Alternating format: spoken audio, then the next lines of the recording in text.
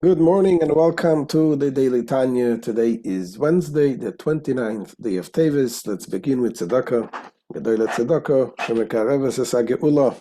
We need the Geula soon, so gotta add in Tzedakah. So we begin today chapter 15 in Tanya. Until now, the Alter Rebbe described the different levels. What is a tzaddik? What is a rasha? What is a beinoni?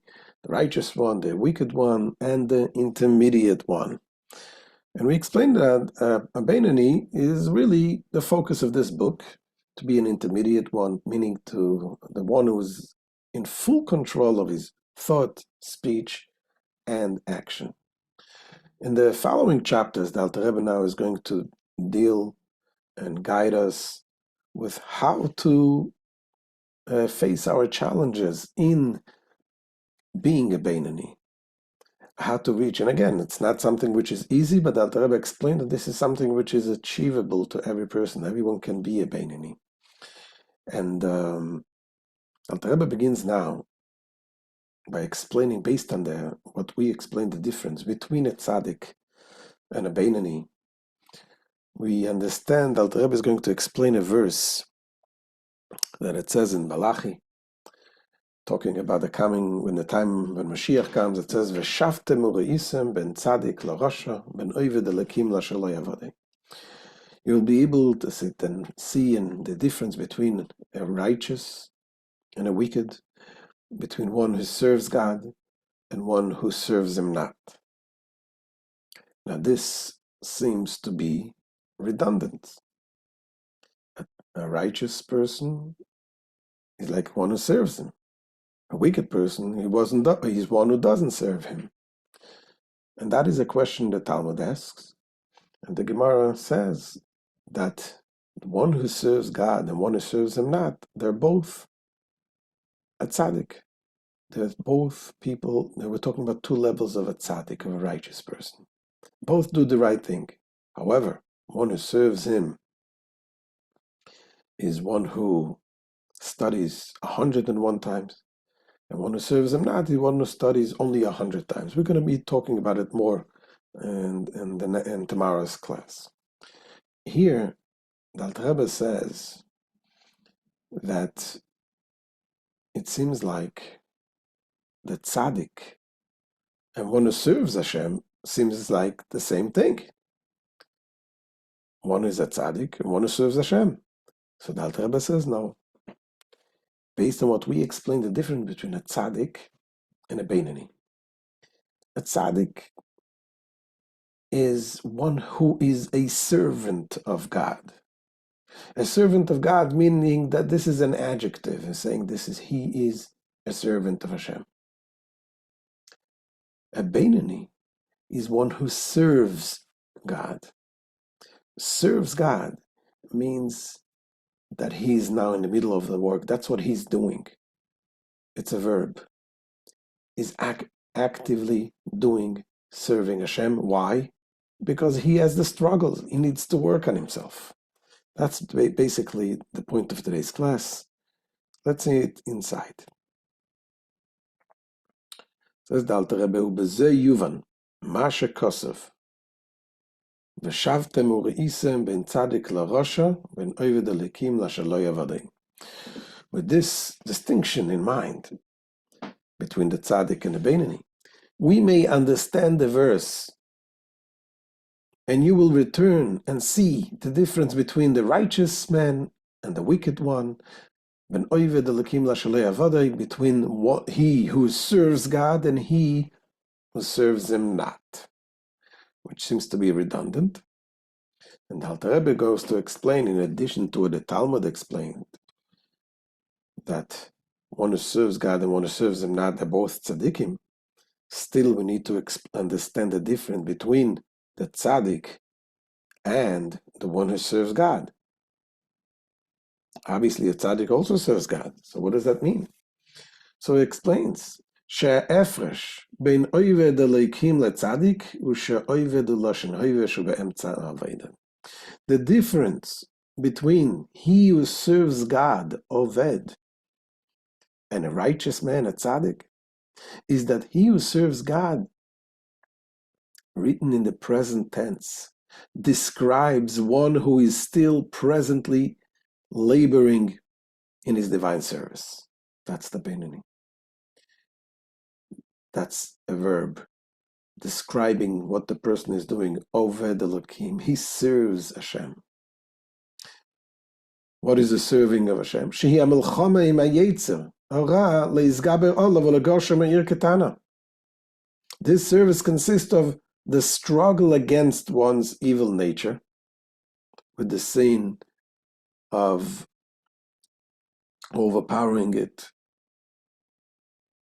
With the aim of overpowering it and banishing it from the small city. That's the Beinoni. He's aiming to banish this evil from the small city, meaning the body, which is like a city whose conquest is the objective of both the good and evil nature. And that's what the Beinoni's fight is, so that it should not vest itself in the organs of the body through evil thought, speech, or action.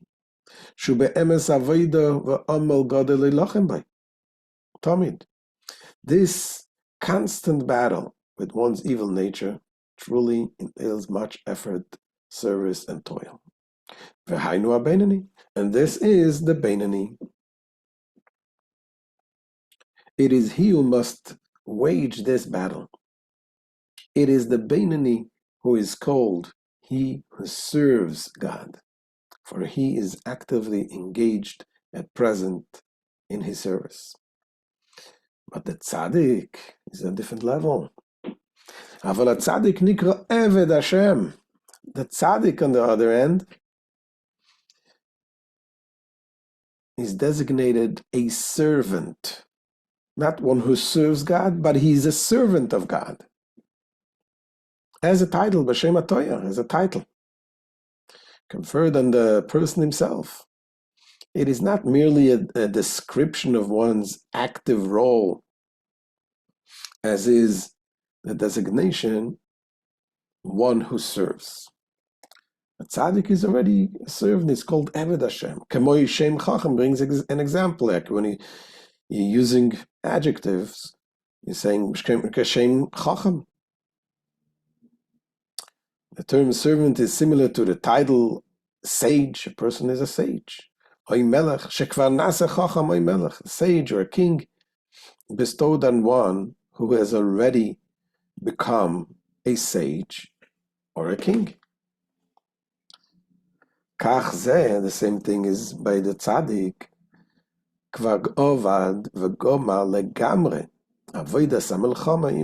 So too, he, the tzaddik, has already effected and completely accomplished his service of waging war with the evil in him. He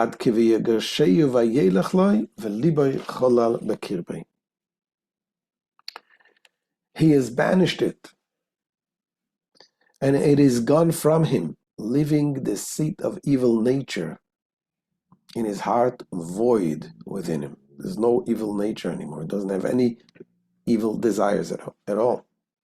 Having completed this task, the tzaddik has earned the title servant of God.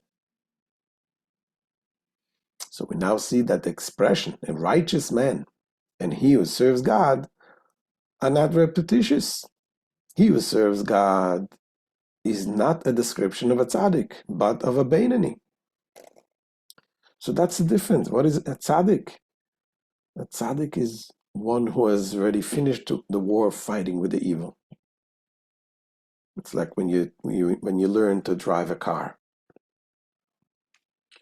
In the beginning, you're learning to drive a car. Every little movement is work, is labor. You're so nervous. You have to really see how to turn lanes and how to park, and everything is like so intense labor. But when you're already used to it, you know everything you're driving automatically. Yes, you gotta be careful when you drive, but it's not so much work. Or another example, when a child that is eats everything. Doesn't know what's rotten bread, not rotten bread, whatever he sees, he's going to eat. You teach the child, oh, this is good and this is not good. And when he grows up, he has to learn, oh, this I can eat, this I cannot eat. But when you're an adult, do you have to fight with yourself to not to eat the rotten bread? Of course not. It's already second nature by you. It's this I eat, this I don't eat. The tzaddik is the same thing. By the tzaddik, for him, he doesn't have a struggle to do the right thing or the wrong thing. He's already trained. By him, it becomes a nature to talk lashon hara, to speak bad about another person. It's not happening. Just like a person doesn't have to work and fight with himself not to eat a rotten piece of bread, the tzaddik doesn't have to fight with himself not to do something that Hashem doesn't want. Can a tzaddik, what does it mean? A tzaddik cannot make a mistake. Tzaddikim, obviously, in their level, they made mistakes, but it's not the same mistakes that we are dealing with.